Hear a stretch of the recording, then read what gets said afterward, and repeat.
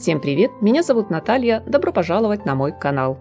На неделе моды в Нью-Йорке дом Альтузара выступил с презентацией коллекции осень 2025-зима 2026. И это было не громкое массовое мероприятие, а что-то вроде закрытого салонного показа, больше схожего на теплую встречу в кругу семьи и самых близких друзей. Субботним утром в штаб-квартиру бренда, что на 14 этаже небоскреба, пригласили не более сотни зрителей. Решение креативного директора и основателя дома Альтузара сделать шоу максимально камерным – это желание напомнить нам, чего лишилась мода за последние несколько десятилетий, когда она променяла интимность, индивидуальность на зрелищность и далеко не всегда положительное влияние социальных сетей. Это был тихий бунт против театральности масштабных постановок, которые, по мнению Джозефа, мешают сосредоточиться на самой сути его творческой работы, где главный акцент дизайнером сделан на женственность, функциональность в деталях, мастерство исполнения, даже если образ построен на базовых вещах.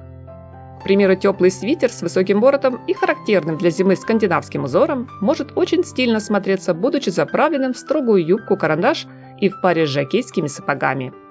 Или полуночно-синее пальто кейп, которое открывало показ. Казалось бы, что особенного в данном фасоне? Подобная модель присутствует сейчас практически в каждой коллекции. Однако пальто Альтузара уникально тем, что оно только выглядит как накидка, но на самом деле имеет рукава, превращая одежду в гораздо более практичный вариант на холодный сезон. Из интересного отмечу короткие юбки, которые приобрели дополнительный объем, струящиеся макси-наряды с деликатно оформленной драпировкой, высокие ботфорты с отделкой из овчины, недлинные дубленки с наглухо закрывающимся воротником-стойкой и пушистые шубы, перехваченные в талии замшевыми поясами. На контрасте с теплой одеждой чувственно и нежно смотрелись вещи из тонких, порой абсолютно прозрачных летящих фактур.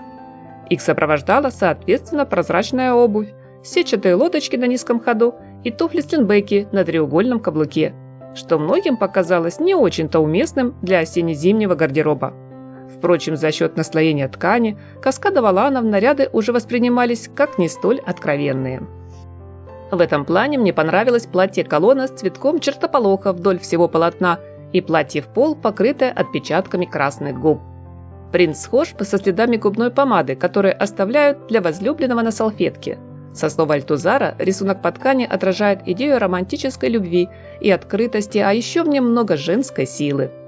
В новую линейку дизайнер также включил одежду с немного причудливыми и милыми одновременно манжетами и воротником в стиле Пьеро, с геометрическим ромбовидным узором. Что-то подобное было и в предыдущей коллекции бренда. Традиционно главными героями образов стали головные уборы.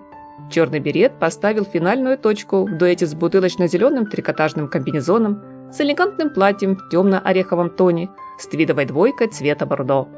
А пышная шляпа из перьев завершила аутфит с длинным струящимся макси. В заключительной части показа бренд представил серию нарядов, украшенных серебристыми округлыми заклепками, создающими иллюзию принта в горошек. Казалось, что в воздухе едва заметно был слышен металлический звон, когда модели проходили мимо собравшихся на шоу гостей. Лучшей оценкой работы мастера и его творческой команды стали дружные аплодисменты, прозвучавшие по завершению модного действа. Приятного вам просмотра, друзья! С интересом жду ваши впечатления о коллекции Альтузара в комментариях. Надеюсь, вы не забудете поставить лайк, каждый из которых очень помогает в развитии моего канала и мотивирует создавать для вас новые видео. Всем красоты, позитива, добра и только теплого, солнечного настроения!